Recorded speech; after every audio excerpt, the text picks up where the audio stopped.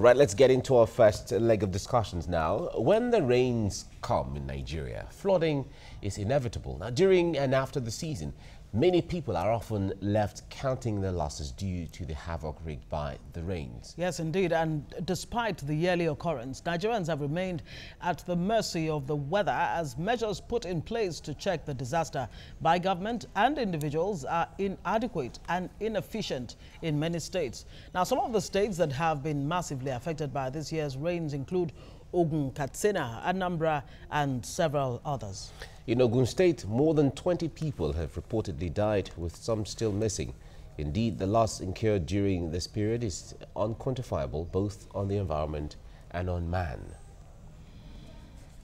Now we have joining us an environmentalist, John Ekoko, in the studio. Good morning. Good morning, Mike. It's nice to have you, John. Good morning. Every year we often hear of projections on the forecast for the year as to how many states will be flooded, what the outlook of the year would look like, and all of that. But nothing happens until we begin to see the waters, and we begin to see the rains, and then we begin to see the flood or the flooding, and then we begin to talk about issues on the news. What is really going on when it comes to handling these issues head on? Yeah, Mike, thank you very much. During my last appearance here too, it's virtually a rehash. But sincerely speaking, I will put it to lack of will, impunity, and a governance that is totally alienated from the people. That is the first step. The next one is the culture, the habits, the practices of the people themselves. I met a lady in the room when I came this morning and we're talking. And I reminded, I said, in the 50s and 60s, before the oil boom, Nigeria was a functional state. Very clean. We had the health inspectors who were not rich. Even your pit toilet will be inspected. And they gave you a deadline, they gave you a time frame to convert from pit toilet to latrine, and from latrine to water system. Are you with me? You don't throw dirt just where you like. They were dump sites. Remember the book by Chinua Achebe, There Was a Country. There was a country, thank you very much. So, when you look at today, a strange culture took over. A strange culture of the here and the now. The strange culture of me as against others. In other words, as long as it is okay for me, it doesn't matter whatever happens to others. The old saying that the hunger in my tummy is more important than 1,000 people dying in India, as we used to hear those days. We are there today. But let's come back to basics here. Yes.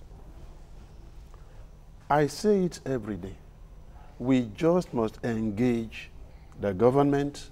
We must engage ourselves. What is rocket science in letting people know that if you carry waste and you dump it, you know, indiscriminately, there will be sanction. But even before you come to the issue of sanctioning people for indiscriminate dumping or use of their refuse, has the fundamental thing been done? I mean, you talked about engaging government. Yes. I mean, talk about commitment to urban and rural planning. Yes. That seems to be absent. And so if we're not able to tackle it at that level, how much public enlightenment can you do that will, make sense? I'll come there. You know, I just want to start with individuals. I see a sense of abandon. It's like I'm not alive. I have nothing to lose. I have nothing at stake. That one factor alone is going to make the job of the government so difficult. we need a cultural reorientation. In our homes, do you know what we see these days? Yeah. It was so bad in Lagos Island at the stage that right in the middle of the parlor, you will see gutter carrying feces, and people sleep there. You see cases where in a room you have 10 people. Something is fundamentally wrong. Let us go back to basics. There is a standard for people, maybe 4 in a room or something. Let's enforce it. If the people do not have the means, let the government take it upon himself to provide, like they have council flats in UK. That's number one. Number two is that this high density dwelling, they just must create parts. Part of them too is the water part. Yeah. We've blocked everywhere. Further to that, there is this primary, secondary, tertiary trajectory. From the dwellings to the secondary water courses or the waterways to what? The primary waterways that leads. Lagos is surrounded by water, lagoon and the ocean. For God's sake, let there be a continuous flow. Fortunately, Lagos is a bit above the sea level.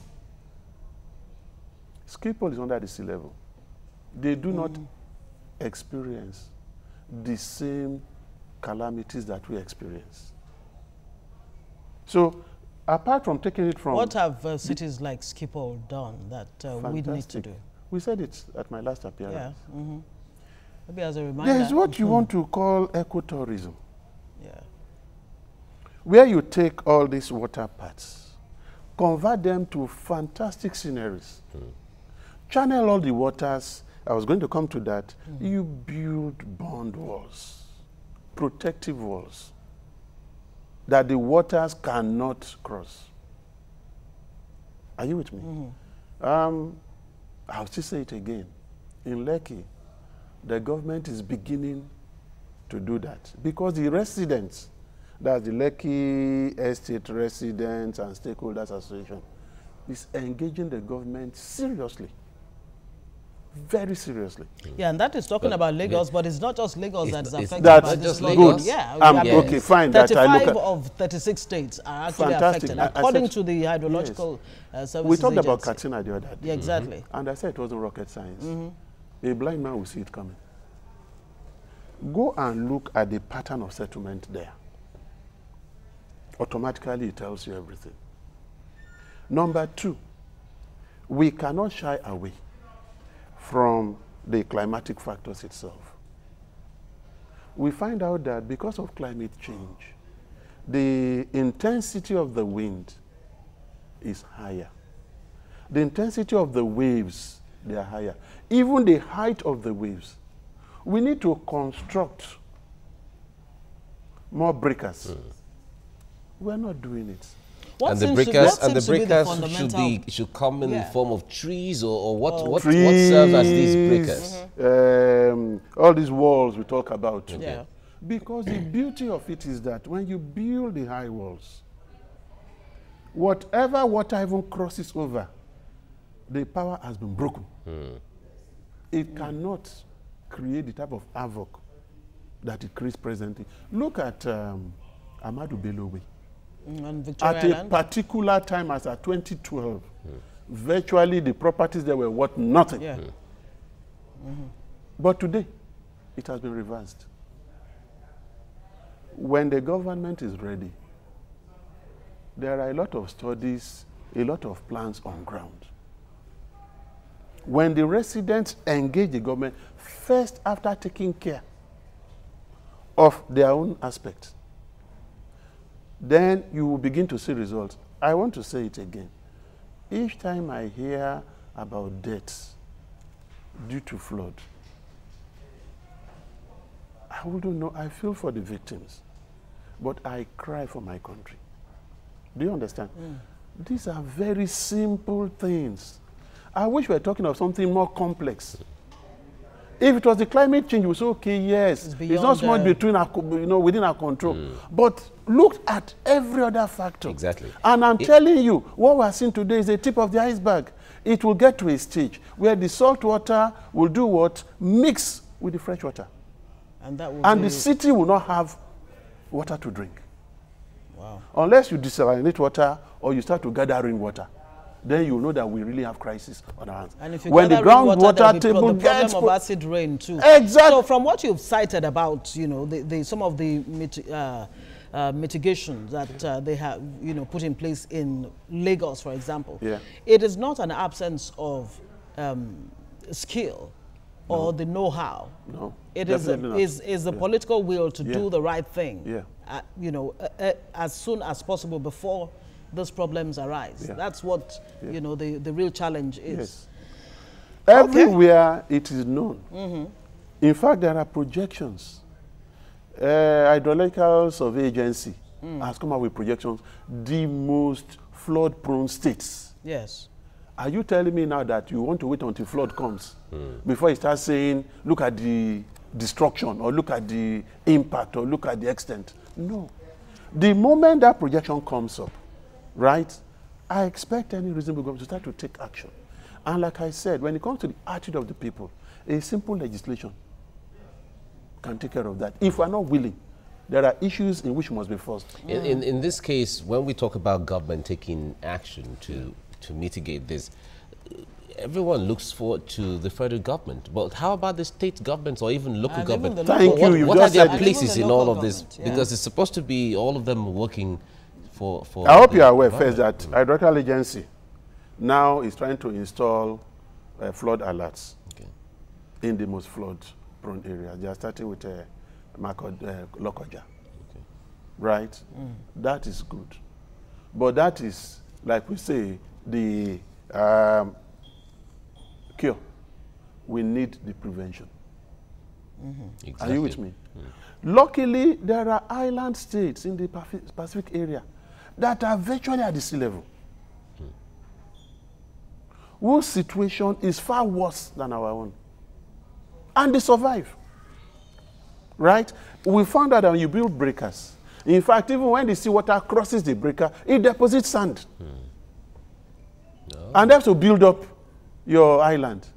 But here, we see a gully forming, and we watch it until it becomes a breach, a total breach, that carries all the sand away to the sea. And when we block certain aspects of the sea, like what is being done at Atlantic City, the atolls that were built by the British in 1908, what have we done to resume them?